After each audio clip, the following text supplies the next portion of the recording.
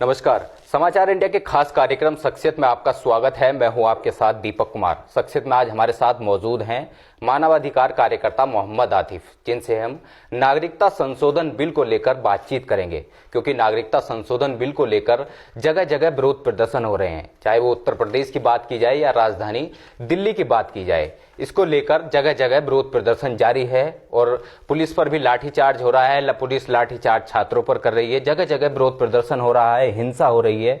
कई छात्र जो हैं जिसको लेकर विरोध प्रदर्शन कर रहे हैं, वो पुलिस पर अपना आक्रोश व्यक्त कर रहे हैं। कोई इसको लेकर धर्म को लेकर इसको धर्म में बांट रहा है, तो कोई इसको संविधान के खिलाफ बता रहा है, कोई इसको मुस्लिम के खिलाफ बता रहा है। तो इनको लेकर, इन सभी चीजों को लेकर हम मोहम्मद आतिफ से बातचीत करेंगे। तो सर, सबसे पहले आपका स्वागत है। पहले आप हमारे दर्शकों को थोड़ा अपना परिचय दीजिए। मैं मोहम्मद आतिफ मानवाधिकार कार्यकर्ता हूँ और इससे पहले भी मानवाधिकारों के खिलाफ जो भी अन्याय हुए हैं मानवों पर, उनके खिलाफ आवाज़ उठाता रहा हूँ। और ये मुद्दा, जिस तरीके से इस मुद्दे को ज्वलन बनाया गया है, सरकार बिल्कुल नहीं चाहती कि सरकार की जो दमनकारी नीतियाँ हैं उनके खिलाफ प्रदर्शन हो। तो सरकार ये चाहती है कि उनकी जो हिटलरशाही है, उनकी जो नीति है, वो इस तरीके से चलती रही और संविधान की धज्जियाँ उड़ाते रहें। तो बहुत बहुत शुक्रिया आपका प्रोग्राम में बुलाने के लिए। और मैं जो ये बिल है, जो एनआरसी और सिटीजनशिप अमेंडमेंट बिल है, मैं इसे विरोध करता हूँ। मैं इसलिए विरोध नहीं करता कि मैं एक मुसलमान हूँ, मैं इस बिल का इसलिए विरोध करता हूँ क्योंकि ये बिल जो है महात्मा गांधी और पंडित जवाहरलाल नेहरू, सरदार वल्लभ भाई पटेल के देखे गए सपनों के विरुद्ध है। मैं इसलिए इस बिल का विरोध करता हूँ क्योंकि ये बिल भगत सिंह, राजगुरु, सुखदेव, अशफाकुल्ला खान, दादा भाई नौरोजी की उन धज्जियाँ उड़ा रहा है, उनके सपनों की धज्जियाँ उड़ा रहा है। मैं इस बिल का इसलिए विरोध करता हूँ। आज जिस तरीके से आपने देखा कि जामिया मिल्लिया इस्लामिया में छात्र जो है संवैधानिक तरीके से प्रदर्शन कर रहे थे और पुलिस ने उन पर बड़ी बर्बरता के साथ लाठीचार्ज किया और छात्रों को जो है गिरफ्तार किया गया। बाद में सभी धर्मों के साथ में आने पर जामिया मिल्लिया इस्लामिया के छात्रों को जो है छोड़ा गया। लेकिन आज पूरे भारत में जिस तरीके से गृह युद्ध की स्थिति बन चुकी है और उत्तर प्रदेश में धारा 144 लगाकर जिस तरीके से प्रदर्शन को रोका जा रहा है, तो इससे साफ जाहिर होता है कि सरकार जो है वो घबरा गई है और अब सरकार को लगने लगा है कि लोगों को जो सरकार का सच है वो उसके सामने आ गया है और वो उनकी दमनकारी नीतियां जो हैं सरकार की, वो उसकी विफलता का कारण बनेंगी। तो मोहम्मद आतिफ, जैसे कि आपने बताया कि आप इस बिल के विरोध में हैं और आपने यहाँ पर जामिया मिलिया इस्लामिया की भी यहाँ पर आपने बात की कि वहाँ पर छात्रों पर पुलिस ने लाठीचार्ज किया गया। लेकिन क्या ये अधिकार, छात्रों को ये अधिकार किसने दे दिया कि वो किसी निजी संपत्ति को जो है उसको नुकसान पहुंचाए? ये किसका? मैं मानता हूं कि विरोध प्रदर्शन करना, अपनी बात रखना, अपनी बात सरकार तक पहुंचाना हर व्यक्ति का अधिकार है, लेकिन ये अधिकार किसने दे दिया कि छात्रों को कि वहां पर किसी निजी संपत्ति को नुकसान पहुंचा जाए? गाड़ियों में आग लगाई जा रही है, पेट्रोल वहां पर छिड़काया जा रहा है, पुलिस पर वो लाठीचार्ज कर रहे हैं। तो ये अधिकार किसने दे दिया? क्या कहना चाहेंगे आप इस बारे में? देखिए, भारत के हर नागरिक को संवैधानिक तरीके से प्रदर्शन करने का अधिकार है और उसी तरीके से जामिया मिल्लिया इस्लामिया हो, अलीगढ़ मुस्लिम यूनिवर्सिटी हो, बनारस हिंदू यूनिवर्सिटी हो, आगरा यूनिवर्सिटी हो, सभी छात्र संवैधानिक तरीके से प्रदर्शन कर रहे हैं। लेकिन उनके प्रदर्शन को अगर रोका जाएगा, वो अगर संवैधानिक तरीके से कॉन्स्टिट्यूशनली अगर प्रोटेस्ट करेंगे, उन्हें रोका जाएगा, तो कहीं ना कहीं नोकझोंक होगी। लेकिन आप उसमें लाठियां बरसाएंगे, उन पे आंसू गैस के गोले छोड़ेंगे, हॉस्टल में घुस के आप लड़कियों को मारेंगे, छात्राओं को उनके बाल घसीट कर बाहर लेकर आएंगे, तो कहीं ना कहीं विरोध होगा इस चीज का। तो मैं इस चीज का बिल्कुल इस वजह से विरोध करता हूं क्योंकि छात्रों की तरफ से पहल नहीं हुई। छात्र जो है बड़े संवैधानिक तरीके से एक प्रोटेस्ट कर रहे थे। जैसा देखा आपने सोशल मीडिया पर वीडियो वायरल हुई, उसमें देखा गया कि कुछ जो है ऐसे लोग जो नहीं चाहते देश में अमन और शांति रहे, उनकी वीडियो जो है सोशल मीडिया पर मौजूद हैं। देखा गया किस तरीके से इस आंदोलन को हिंसक बनाने की कोशिश की गई है। तो असम के मुख्यमंत्री जो हैं वो भी इस बात का विरोध कर रहे हैं, कह रहे हैं मेरा फैसला गलत था कि मैं सरकार के साथ गया इस बिल में और मुझे इस बिल का मैं विरोध करता हूं और ये मेरी बहुत बड़ी गलती है। इसी तरीके से अन्य राज्यों के मुख्यमंत्री जो हैं, कमलनाथ जी भी विरोध कर रहे हैं इस विरोध का, कैप्टन अमरिंदर सिंह भी विरोध कर रहे हैं इस बिल का। केजरीवाल भी विरोध कर रहे हैं इस बिल का, क्योंकि ये बिल जो है वो देश हित में नहीं है और संविधान की धज्जियां उड़ाने वाला बिल है ये, क्योंकि इसमें विशेष समुदाय को टारगेट करके और उन्हें इस तरीके से प्रताड़ित किया जा रहा है कि तो ये देश हित में कहीं नहीं हो सकता। क्योंकि सरदार वल्लभ भाई पटेल ने कहा था कि मैं एक धर्मनिरपेक्ष भारत का सपना देखता हूं, और उसी आपने देखा इस बिल में क्या है कि एक अल्पसंख्यक समुदाय में मुस्लिम समुदाय को जो है निशाना बनाया गया। अगर इस तरीके का कोई कानून बनाना था तो पूरे देश में पहले एनआरसी कराते, एनआरसी में जो एरर आते उन्हें सही कराते, फिर उसके बाद जो है सिटीजन अमेंडमेंट बिल इन्हें लाना चाहिए था। लेकिन अमित शाह ने बड़ी चालाकी के साथ पहले एनआरसी लागू किया, उसके बाद लोकसभा और राज्यसभा दोनों जो दल हैं, दोनों जो ग्रुप होते हैं, उनमें वहां पर इस बिल को पास कराकर बड़ी चालाकी से जो है पर्टिकुलर एक रिलीजन के खिलाफ जो है एक मैं कहूँगा पर्टिकुलर एक साजिश रची गई, जिसमें उनके सांसदों ने भी साथ दिया। तो ये बड़ी इसका प्रदर्शन होना चाहिए, इसके खिलाफ विरोध प्रदर्शन ये बिल्कुल सही है। तो मोहम्मद आतिफ, आपका कहना है कि ये बिल जो है मुस्लिमों के खिलाफ है, लेकिन अमित शाह तो अपने बयानों में बार बार कह रहे हैं कि ये नागरिकता छीनने का बिल नहीं है, बल्कि नागरिकता देने का अधिकार है। तो फिर मुस्लिमों को डर कहाँ है? वो ये भी कह रहे हैं कि मुस्लिमों को इस बिल से डरने की जरूरत नहीं है, हम उनके बारे में भी कुछ सोचेंगे। तो मुस्लिमों को डर कहाँ पर है फिर? एक तरफ देखो, अमित शाह कह रहे हैं कि इस बिल से मुसलमानों को डरने की जरूरत नहीं है, वहीं दूसरी तरफ आप अगर देखेंगे तो असम में जो है वो एनआरसी कंप्लीट हो चुका है। उस एनआरसी में जो है 5,40,000 जो है जो बंगाली पंडित हैं उनके नाम उस एनआरसी में नहीं है, और वहीं दूसरी तरफ 5 लाख जो मुस्लिम हैं उनके नाम भी एनआरसी में नहीं है। तो अगर या तो आप ये कहें कि अगर 5,40,000 उन पंडितों को अगर आप नागरिकता दें जो बंगाली पंडित हैं, तो आपको क्या दिक्कत है उन 5 लाख मुस्लिम लोगों को नागरिकता देने में?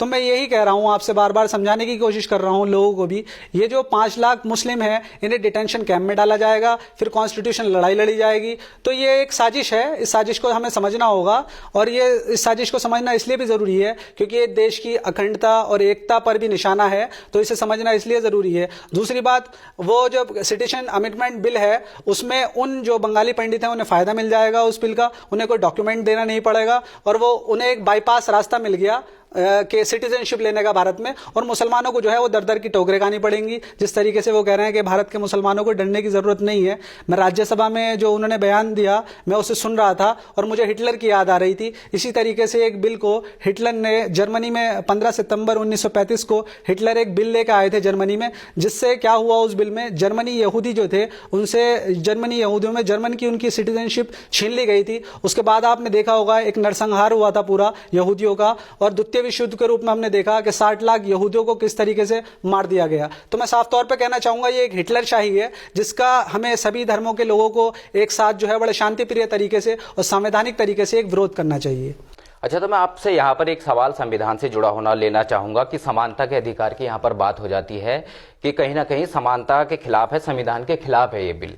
लेकिन मैं आपसे जानना चाहूंगा कि समानता का अधिकार उसको मिलता है जो भारत का नागरिक है।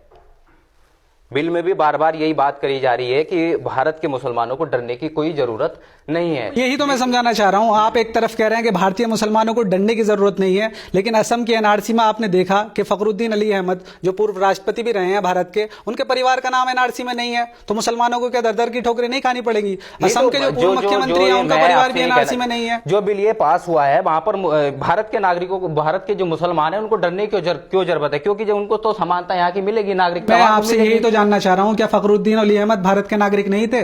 भारत के पूर्व राष्ट्रपति का परिवार क्या भारत का परिवार नहीं होगा? जब उनका एनआरसी में नाम नहीं है तो उन्हें डिटेंशन कैंपों में जाना पड़ेगा। मैं यही आपको समझाने की कोशिश कर रहा हूं, बार बार आपके माध्यम से लोगों को समझाने की कोशिश कर रहा हूं कि जो यहाँ के नागरिक हैं, अगर उन पर जो डॉक्यूमेंटेशन लिस्ट बनाई गई है वो इतनी मतलब टिपिकल लिस्ट है कि अगर आप उसमें देखेंगे कि अगर 1987 से पहले का है तो इसका नाम होना चाहिए। मैं अपने दादाजी का नाम कहां से लेकर आऊंगा, उनके नाम पे डॉक्यूमेंटेशन कहां से लेकर आऊंगा? तो इतने डॉक्यूमेंटेशन कलेक्ट नहीं होने का। तो मेरा कहने का मतलब ये, पहले तो एनआरसी करानी चाहिए थी पूरे मुल्क में, लेकिन ये एनआरसी कराना भी इसलिए नहीं चाहते क्योंकि इन्होंने नोटबंदी करके ये देख लिया है, 120 करोड़ लोगों को लाइन में लगाया था। अगर एक साथ सभी राज्यों में अगर एनआरसी कराएंगे तो भारत का जो है 120 करोड़ जो नागरिक है वो सड़कों पर आएगा। और वैसे मंशा भी यही है, अलग अलग राज्यों में लोगों को भटकाना ही चाहते हैं। नोटबंदी, जीएसटी इनकी फ्लॉप हो गई है, कभी भी इस चीजों पर डिबेट नहीं करना चाहते। ना तो ये कभी जीएसटी पर डिबेट किया है इन्होंने, ना कभी नोटबंदी पर डिबेट किया। किया है इन्होंने। किसानों की बात करते हैं, उनकी भी जो दुगनी आय है वो भी नहीं दे पाई है।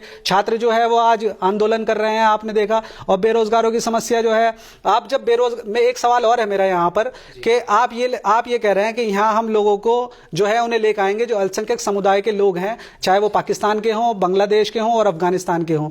जो अगर आप देखें, आंकड़े देखें, जो 3 करोड़ अल्पसंख्यक समुदाय के लोग पीड़ित हैं, परेशान हैं, जो पाकिस्तान, बांग्लादेश से और अफगानिस्तान से भारत में आएंगे। आप भारत के लोगों को तो रोजगार दे नहीं पाएंगे। आप उन्हें यहां पर किस जगह रखेंगे, मुझे बता दीजिए, आप किस स्टेट में रखेंगे? दिल्ली में ऑलरेडी, दिल्ली जो है कितनी पजल्स है, कितनी दिल्ली में बेरोजगार हैं, दिल्ली में भी और अन्य राज्यों में भी। तो आप उन्हें रोजगार किस तरीके देंगे और कहां पर उनके लिए मकान बना के देंगे? मेरा सवाल यह है सरकार से। जी, मैं आपकी बात समझ रहा हूं, लेकिन मैं आपसे यह भी जानना चाहूंगा कि जो विरोध चल रहा है कहीं ना कहीं अफवाहों से लेकर भी गुजर रहा है। लोग समझ नहीं पा रहे हैं कि हमें विरोध किस कारण करना है। वीडियो भी सामने आ रहे हैं, मीडिया चैनलों के माध्यम से भी हमने देखा, हमारे पास भी वीडियो आई, विजुअल तरह तरह के आ रहे हैं। लोगों को मालूम ही नहीं कैब की फुल फॉर्म क्या है, कैब क्या है, बस विरोध प्रदर्शन कर रहे हैं। तो आप क्या देखते हैं इसके पीछे की? ऐसा नहीं होता, सभी लोगों को पूरी जानकारी नहीं होती, चाहे वो किसी भी सरकार के हों या किसी भी सरकार की बातों को मान रहे हों। अफवाहों, आप कह रहे हैं कि अफवाहों की बात नहीं हो रही। जब सब्सिडी सिलेंडर की जो है सब्सिडी बढ़ाई गई थी कांग्रेस के पीरियड में, सिलेंडर के जब रेट बढ़ाए थे, आपने देखा किस तरीके से भाजपा ने उग्र प्रदर्शन किया था। लेकिन आज उसी सरकार में आप देख रहे हो क्या हालत है। सिलेंडर कितने रुपए का है आपको पता होना चाहिए, और कितना मुस्कुराते हुए आप पेट्रोल पंप पे चेहरा देखेंगे कि हम उज्ज्वला योजना लेकर आए। आप ये देखिए, जो सिलेंडर मुझे 400 रुपए में इजीली मिल जाता था, वही सिलेंडर आज मुझे 600 साढ़े 600 रुपए का पड़ रहा है, वही सिलेंडर। और आप कह रहे हैं हम सब्सिडी के माध्यम से कहां देंगे? वो सब्सिडी लोगों के बैंकों में खाते ही नहीं है, तो वो सब्सिडी का फायदा भी सरकार ही उठा रही है। तो सरकार, जनता को दिक्कत यह है, जनता की जो बेसिक समस्याएं हैं, जनता, बेरोजगार आदमी को रोजगार चाहिए, आप रोजगार दीजिए। आप 2 करोड़ रोजगार देने की बात करते हैं, आप उन 2 करोड़ रोजगार को तो, बेरोजगारों को तो रोजगार दे नहीं पा रहे। और आप बात करते हैं कि अन्य मुल्कों में जो लोग परेशान हैं उन्हें भारत में लाकर उन्हें रोजगार देने की बात कर रहे हैं, उन्हें सिटीजनशिप देने की बात कर रहे हैं। तो ये मुश्किल, ये पॉसिबल ही नहीं है, ये चीज पॉसिबल ही नहीं है। और इसमें बड़ी चालाकी के साथ एक संप्रदाय के खिलाफ आप खेल खेल रहे हैं, और ये खेल समझ में नहीं आएगा। अन्य संप्रदाय के लोगों को भी ये खेल समझ में आ चुका है। इसलिए आज देश में जो विरोध हो रहा है, कोई एक समुदाय नहीं कर रहा, विशेष समुदाय। आप देख रहे होंगे दिल्ली में प्रदर्शन हो रहा है, उसमें सिख भाई भी मौजूद हैं और सेकुलर हिंदू लोग भी मौजूद हैं। बड़े आसानी से आप देख सकते हैं, सभी लोग अपने बयान दे रहे हैं। असम के जो पूर्व 3 बार के मुख्यमंत्री हैं, वो कह रहे हैं कि इस बिल के खिलाफ मैं जो हूं 36 साल बाद कोर्ट में आए, वो मैं मुकदमा लड़ूंगा। आप कपिल सिब्बल को देख रहे हैं कि मैं इस बिल के खिलाफ। तो ये काबिल लोग हैं देश के, और अन्य राज्यों के मुख्यमंत्री भी काबिल हैं। तो इस बिल के विरोधी इसलिए हैं क्योंकि भारत एक धर्मनिरपेक्ष राज्य है और एक समानता का अधिकार है, जो इस बिल के आने से कहीं ना कहीं नुकसान हो रहा है। तो मैं आपसे यहाँ पे एक सवाल लेना चाहूंगा कि सदन लोकसभा राज्यसभा दोनों में ही पास हो गया है। सब मानते हैं सदन एक मंदिर है, उस पर भरोसा करते हैं। क्या दोनों सदनों में पूर्ण बहुमत से हुआ है, सदन के द्वारा ये बिल पास किया गया है, तो क्या लोगों को भरोसा अब संसद पे भी नहीं रहा है, सदन का भी भरोसा लोगों पर नहीं रहा है कि उठ गया है लोगों पर? क्या भरोसा उस पर भी नहीं जता पा रहे लोग? भाई, भरोसा तो उस दिन उठ गया था जब जंतर मंतर पर आपने देखा किस तरीके से संविधान की प्रतिलिपियां जलाई गई। तो भरोसा तो संविधान पे से उस दिन उठा दिया था इन लोगों ने कि किस तरीके से ये बाबा साहब अम्बेडकर द्वारा लिखे गए संविधान के विरोधी हैं। बड़े साफ तौर पर कहना चाहूंगा, ये लोग संविधान विरोधी हैं। संविधान में इस तरीके के नए नए अमेंडमेंट लाकर विशेष समुदाय को टारगेट कर भाई, आज मुस्लिमों को टारगेट कर रहे हैं, सिखों को टारगेट करेंगे, परसों को दलितों को टारगेट करेंगे। तो इसलिए हमारा ये समझना जरूरी है, ये सरकार जो है ये संविधान विरोधी सरकार है और हमें इसका विरोध करना चाहिए। तो मोदी जी तो अभी हाल ही में, मैं 1-2 दिन पीछे की बात करूंगा, झारखंड के चुनाव में वो बोल रहे थे कि हम डॉक्टर भीमराव अंबेडकर के संविधान के जो संविधान उन्होंने बनाया है उस पर चल रहे हैं। देखिए मोदी जी क्या बोलते हैं। मोदी जी ने लाल किले से खड़े होकर 4 ऐसे बड़े बड़े भाषण दिए थे, क्या उन्होंने पूरा किया? मैं आपसे सवाल करना चाहता हूं कि, और जनता को बताइए आप, क्या उन्होंने जो बड़े बड़े भाषण किए थे पूरे किए? बेरोजगार को रोजगार देने की बात की थी, 100 दिन में काला धन, 100 दिनों के अंदर काला धन लाने की बात कही थी, तो वो क्या पूरे हो पाए हैं? नहीं हो पाए। बल्कि देश के लोगों को आज त्रस्त कर दिया है। जो आम नागरिक है वो त्रस्त है, व्यापारी जो है वो दुकानों पे सोने बैठे हुए हैं, ना कोई कारोबार है किसी तरीके का। तो और छात्रों के साथ तो नहीं करना चाहिए बिल्कुल भी। जो देश का भविष्य है, ये सभी लोग भी छात्र राजनीति से आए हैं, तो इन्हें कम से कम छात्रों के साथ। नहीं, मैं आपकी बात मानता हूं, यहाँ छात्रों के साथ नहीं करना चाहिए। अगर छात्र वहां पर लाठीचार्ज करते हैं, वो अंदर घुसते हैं, पुलिस पर तो क्या पुलिस आराम से उनसे बैठी रहे, उनसे पिटती रहे छात्रों से? नहीं, आपने देखा किस तरीके से जामिया के कैंपस में पुलिस में हॉस्टलों में घुरी। एक तरफ आप बेटी बचाओ बेटी पढ़ाओ का जो है नारा देते हैं, वहीं बेटियों को भाई बेटियां जो हैं सभी के बेटियां हैं, हो सकता है नरेंद्र मोदी जी के बेटी ना हो सकता है कि किसी और मंत्री के बेटी ना हो, लेकिन देश की जो बेटियां हैं उसकी एक तरफ कह रहे हैं आप बेटी बचाओ बेटी पढ़ाओ, बेटी की जो है भागीदारी होनी चाहिए। आज आपने देखा जामिया कैंपस में कैसे बालों को खींचते हुए लेकर आए बेटियों के, किस तरीके से मारा उस प्रशासन ने। और इसमें जो एक संगीन आरोप मैं ये लगाना चाहूंगा कि वो जो ड्रेस पहने हुए हैं, क्या वो पुलिस की ड्रेस है? जिस तरीके से वीडियो में आया है, विजुअल आए हैं वीडियो में, कि वो जो लोग मार रहे हैं क्या वो दिल्ली पुलिस के हैं? अगर वो दिल्ली पुलिस के नहीं है तो कौन से ऐसे लोग हैं जो दिल्ली पुलिस की देखरेख में और केंद्र के इशारों पर ये काम कर रहे हैं? मैं ये सवाल करना चाहूंगा। नहीं, आपकी बात ठीक है, मैं आपकी बात मानता हूं, लेकिन पुलिस तो कह रही कि हमारी तरफ से कोई नहीं किया गया, पहले छात्रों की तरफ से लाठीचार्ज। आपने नहीं, पूरे देश ने देखा वीडियो में किस तरीके से कौन काम कर रहा है, क्या काम कर रहा है। छात्र जो है, देखो प्रदर्शन करने का राइट ही है। जब उत्तराखंड में कांग्रेस ने प्रदर्शन किया तब लोग उनके खिलाफ जो है बदतमीजी की गई, पुलिस ने उनके साथ दुर्व्यवहार करा। तो अगर आज विपक्ष किसी तरीके का प्रदर्शन कर रहा है, आज उत्तर प्रदेश में धारा 144 लगाकर प्रदर्शन पर पूरी तरीके से विरोध किया जा रहा कि प्रदर्शन नहीं होंगे, तो ये तो एक अधिकार छीना जा रहा है लोगों से। तो अधिकार तभी तो छीना जा रहा है कि तब आप किसी निजी संपत्ति को उपचार, अगर तुम शांतिपूर्ण तरीके से प्रदर्शन करोगे तो क्या सरकार करने नहीं देगी? हरियाणा में जाट आंदोलन करते हैं, उग्र आंदोलन करते हैं, पूरे हरियाणा को जला दिया जाता, तब ये सरकार कहां सो रही थी? पटेलों के आरक्षण के लिए गुजरात को जलाया जा रहा था, तब ये सरकार कहां सो रही थी? असल में ये सरकार जो है वो गुजरात मॉडल की तरह पेश कर रही है, देश में दंगा कराना चाहती है। और आप देख रहे हैं कि संप्रदाय, सबसे जो बड़ा इशू है वो ये है कि ये लोग जो हैं हमें आपस में संप्रदाय के नाम पर लड़ाना चाहते हैं।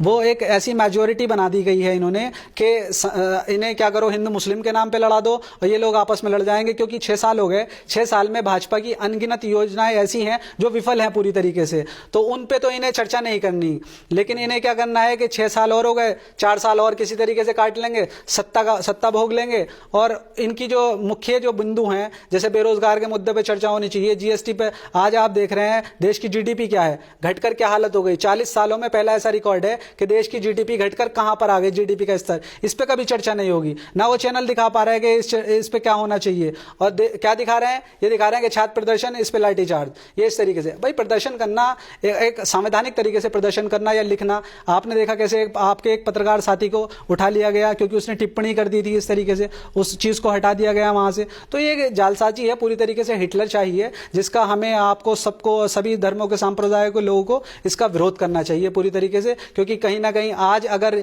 हमने ये इस तरीके से विरोध नहीं किया तो देश की अखंडता और एकता को इसका जो है खामियाजा भुगतना पड़ेगा। आपने यहाँ पर पत्रकार की बात की, मीडिया के लोकतंत्र चौथे स्तंभ की यहाँ पर बात की, तो मैं दिल्ली में ही जाना चाहूंगा, जामिया मिलिया इस्लामिया छात्रों पर मैं यहाँ पर आपसे प्रश्न लेना चाहूंगा कि छात्रों को अब ये भी अधिकार हो गया कि वो मीडिया का लोकतंत्र का चौथा स्तंभ है, उस पर भी खतरा मंडराने लगा है।